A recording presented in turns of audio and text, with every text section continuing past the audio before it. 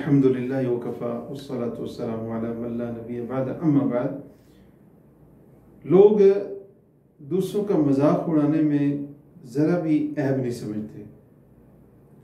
कोई मुख्तलिफ मुल्कों के लोग इकट्ठे हैं या एक जगह पे, एक इलाके में, एक शहर में रहते हैं, जैसे हम सऊदी अरब में हैं या गल्फ़ में लोग रहते हैं या यूरोप में मुख्तलिफ मुल्कों के लोग जमा होते हैं एक ही मुल्क में।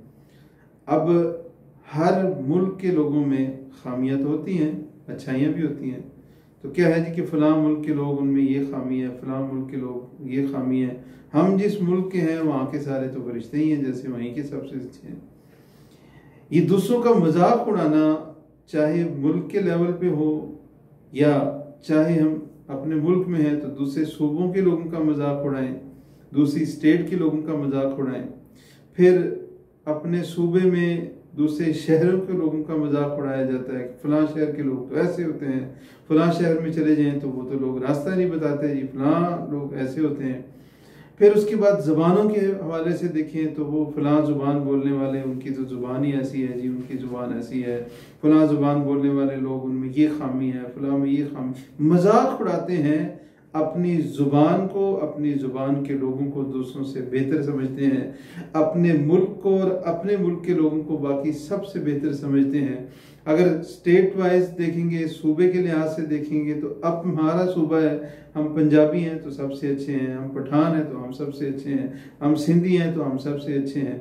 फिर इसी तरह हर मुल्क में यही हाल है। एक स्टेट वाले दूसरी स्टेट वालों को बुरा समझते हैं, एक सूबे वाले दूसरे सूबे वालों को अपने आप से कमतर समझते हैं, एक ज़ुबान वाले बाकी ज़ुबान वालों को अपने आप से कमतर समझते हैं। अल्लाह रब्बुल आलमीन ने चंद अल्फाज में, चंद जुमलों में सारी बात समझा दी।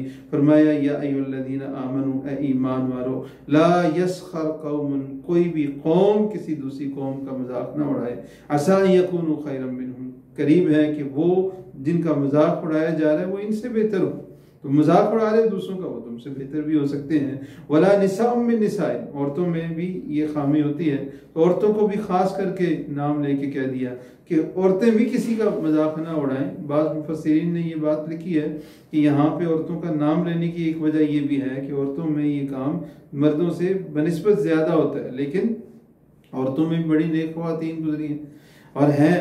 तो ये सिर्फ औरतों में नहीं है, मर्दों में भी बीमारी है। तो कोई किसी और का मजाक ना उड़ाए, चाहे वो किसी कौम के लिहाज से हैं, किसी जिन्स के लिहाज से हैं, मुल्क के लिहाज से, किसी भी लिहाज से दूसरों का मजाक ना उड़ाए। दूसरों का मजाक उड़ाना ये दर हकीकत अपने आप को बड़ा समझना है और ये किबर है, तकब्बुर है। अल्लाह ताला को ये सख्त नापसंद है। और बेहतर अच्छा कौन है? इन्ना अक्रमकुम इंदल्लाहि अत्काकुम, जो तुम में से ज़्यादा तक़वे वाला है वो अल्लाह के यहाँ ज़्यादा इज्जत वाला है। दूसरों का मजाक उड़ा के, दूसरों के बारे में बातें करके हम कभी भी अच्छे नहीं बन सकते।